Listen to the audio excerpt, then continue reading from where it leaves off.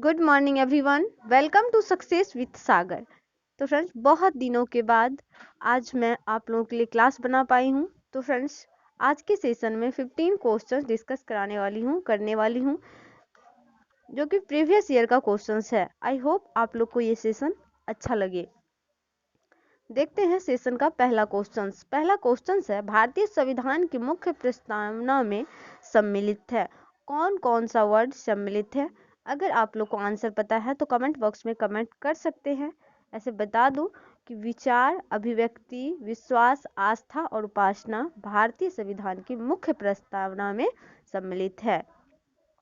तो आपको याद रखना है। ऐसे बता दूं, थाउट हो जाएंगे, एक्सप्रेशन हो जाएंगे, बिलीफ, फेथ, वर्शिप हो जाएंगे। तो याद रखना है। बढ़ते हैं नेक्स्ट क्वेश्चंस पे।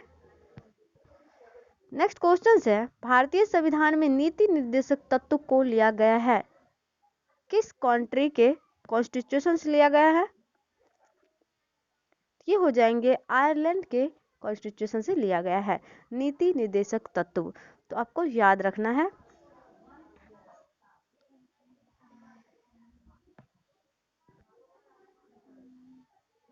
और मैं आज से आप लोग को डेली वीडियो प्रोवाइड करने का कोशिश करूंगी 100%। तो आप लोग जरूर इस वीडियो को शेयर कर दीजिएगा और सेशन को एंड तक देखा करिए, तभी तो आपको समझ में आएगा ना।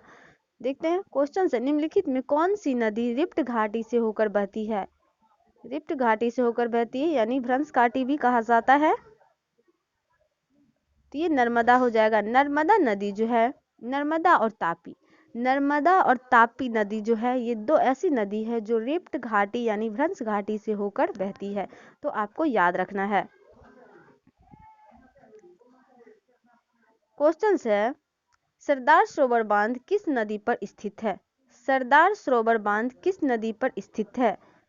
ये हो जाएंगे नर्मदा नदी पर सरदार सरोवर बांध स्थित है। तो आपको याद रखना है। बढ़ते हैं। क्वेश्चन है, थॉमस कप किस खेल से संबंधित है? थॉमस कप किस खेल से संबंधित है? ये हो जाएंगे बैडमिंटन। बैडमिंटन जो है फ्रेंड्स, इंग्लैंड से खेलना स्टार्ट हुआ है, यानी कि पहला कंट्री जो है इंग्लैंड है जिसमें बैडमिंटन खेला गया था। और ये जो है, इसकी सर्वोच्च संस्था जो है इंटरनेशनल बैडमिंटन फेडरेशन की जो स्थापना हुई थी 1934 में हुई थी। 1934 में हुई थी स्थापना। और विश्व बैडमिंटन चैंपियनशिप की बात करें कब शुरुआत हुई, तो ये 1977 में हुई थी। तो आपको याद रखना है। बढ़ते हैं नेक्स्ट क्वेश्चंस पे। कोडाई कनाल पर्वत श्रेणी किस पहाड़ी का भाग है? किस पहाड़ी का भाग है? अगर आप लोग को आंसर पता है तो कमेंट बॉक्स में कमेंट जरूर करा कीजिए।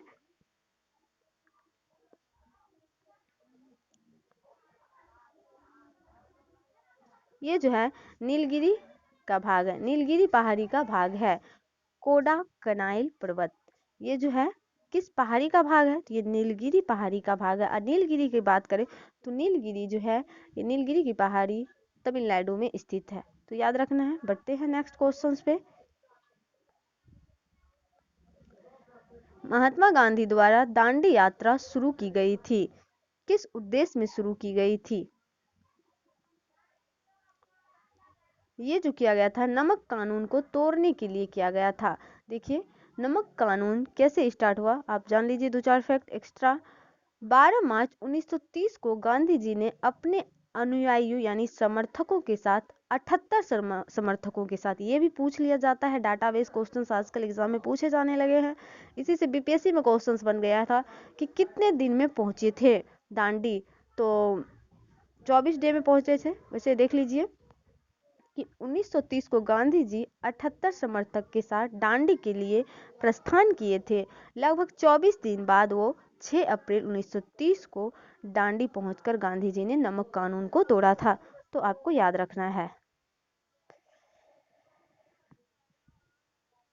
क्वेश्चन है, महात्मा गांधी द्वारा असहयोग आंदोलन को बंद कब कर दिया गया था? तो ये 1922 ईस्वी में बंद कर दिया गया था। और क्यों बंद कर दिया गया था, इसका रीजन क्या है?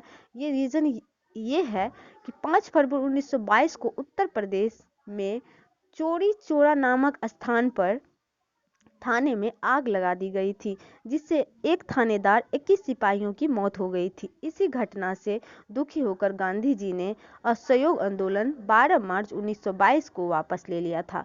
12 मार्च 1922 को वापस ले लिया था। और ये चोरा चोरी कांड कब हुआ था? तो ये 5 फरवरी 1922 को, आपको याद रखना है, 5 फरवरी 1922 को चोरा चोरी कांड हुआ था। चोरा चोरी नामक स्थान जो है वो उत्तर प्रदेश में स्थित है। क्वेश्चन है, किस गवर्नर जनरल ने बंगाल में अस्थायी बंदोबस्त लागू किया था? तो ये हो जाएंगे कॉर्नवालिस। कॉर्नवालिस यानी कि लॉर्ड कॉर्नवालिस ने बंगाल के गवर्नर जनरल थे और बंदोबस्त, ये अस्थायी बंदोबस्त लागू किए थे। तो आपको याद रखना है। और कितने ईस्वी में किए थे? तो ये 1793 में किए थे। ये अस्थायी बंदोबस्त का जो स्टार्ट किया था, लागू किया था, वो 1793 ईस्वी में किया था। और बता दें कि पृथक्करण के सिद्धांत पर यह आधारित है। पृथक्करण के सिद्धांत पर यह आधारित है अस्थायी बंदोबस्त। क्वेश्चन है, जन गण मन राष्ट्रीय गान जो है भारत का, वो 27/11/1911 ईस्वी को किस अधिवेशन में गाया गया था? ये जो गाया गया था कोलकाता अधिवेशन में गाया गया था पहली बार जनगण मन को, यानी कि 27 नवंबर 1911 को कांग्रेस के कोलकाता अधिवेशन में गाया गया था। इसे रविंद्रनाथ ठाकुर ने 1912 ईस्वी में तद्बोधनी में प्रकाशित किया था। और ऐसे भी क्वेश्चन बच जाएगा कि राष्ट्रीय गान का रचयिता कौन है? तो वो हो जाएंगे रविंद्रनाथ टैगोर। पहली बार किस में प्रकाशित किया था? तो वो तद्बोधनी नामक में प्रकाशित किया, तद्बोधनी में प्रकाशित किया था।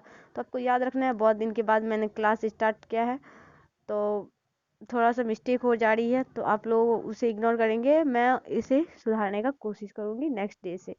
क्वेश्चन है, भारतीय झंडा तिरंगा की लंबाई और चौड़ाई का अनुपात क्या है? क्वेश्चन इजी है, ऐसे ही क्वेश्चन में स्टूडेंट फंस जाते हैं, तो आपको नहीं फंसना है, आपको अच्छे से याद रखना है। 3:2 हो जाएंगे, यानी 3:2 हो जाएंगे। ऐसे भी पूछ लिया जाता है चौड़ाई और लंबाई, तो चौड़ाई हो जाएंगे 2 और लंबाई हो जाएंगे 3, 2:3 हो जाएंगे। तो आपको ध्यान में रखना है। और भारत की संविधान सभा ने राष्ट्रध्वज का प्रारूप जो अपनाया था वो 22 जुलाई 1947 को अपनाया था। कॉन्स्टिट्यूशन कब अपनाया था? तो 22 जुलाई 1947 को अपनाया था। तो ये आपको याद रखना है। और इस ये झंडा जो है राष्ट्रीय ध्वज का पिंकली वगैरह ने किया था। क्वेश्चन है, बिंबिसार के बाद कौन उत्तराधिकार बना था? ये अजात शत्रु बना था। बिंबिसार के बाद जो है उत्तराधिकार बना था वो अजात शत्रु, बिंबिसार का बेटा था। तो उत्तराधिकार तो उसका बेटा ही बनता है, तो बेटा था। तो आपको याद रखना है। चंद्रगुप्त विक्रमादित्य किस वंश से संबंधित था? तो ये गुप्त वंश से संबंधित थे।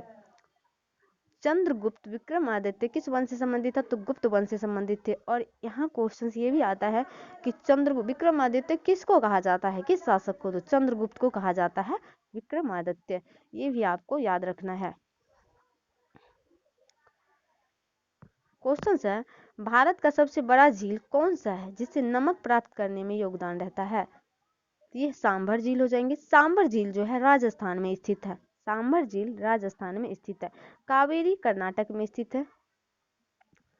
सेशन का लास्ट क्वेश्चन है, तुजुक ए बाबरी के लेखक कौन है? तुजुक ए बाबरी का लेखक कौन है? ये हो जाएंगे बाबर।